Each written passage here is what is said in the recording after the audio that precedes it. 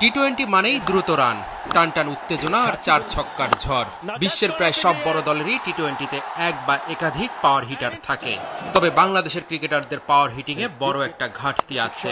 সাম্প্রতিক সিরিজগুলোতে দেখা গেছে শেষের দিকে রান তুলতে ব্যর্থ হচ্ছেন টাইগার ব্যাটাররা।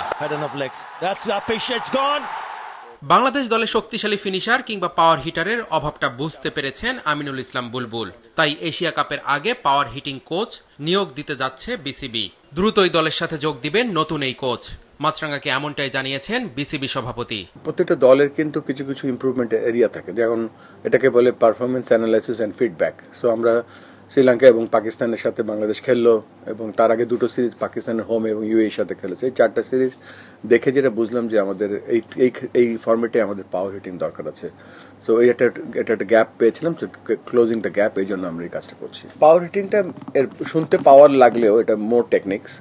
তবে এখানে একটু কিছু কিছু জায়গায় অ্যাডজাস্ট করতে হয়, যেমন ধরেন ব্যালেন্স একটা বড় ব্যাপার, স্টেবিলিটি একটা বড় ব্যাপার, তারপরে অবশ্যই এখানে শক্তির একটা ব্যাপার আছে। তারপরে আমার কাছে মনে হচ্ছে যে এই তিনটার কম্বিনেশনে আমরা কিভাবে এই শটগুলো আরো সচরাচর আর কনসিস্টেন্টলি ভালো খেলতে পারি, সেই লক্ষ্যে আমরা এই কাজটা করছি। বাংলাদেশ পাকিস্তান টি-20 সিরিজের সময় সালমান আঘা আর মাইক হেসন মিরপুরের উইকেট নিয়ে অভিযোগ করেছিলেন। উইকেটে আসলে কি সমস্যা সেটা মাঠে গিয়ে নিজেই ভালো করে দেখেছেন বিসিবি সভাপতি। জানিয়েছেন উইকেট নিয়ে তিনি বেশ অসন্তুষ্ট।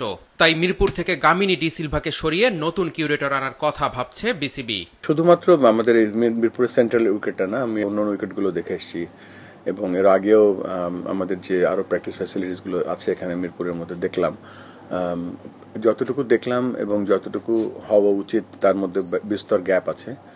এখানে ভালো উইকেট বলতে বোঝাচ্ছে এমন একটা উইকেট যেখানে বোলাররাও সহায়তা পাবে, ব্যাটাররাও সহায়তা পাবে।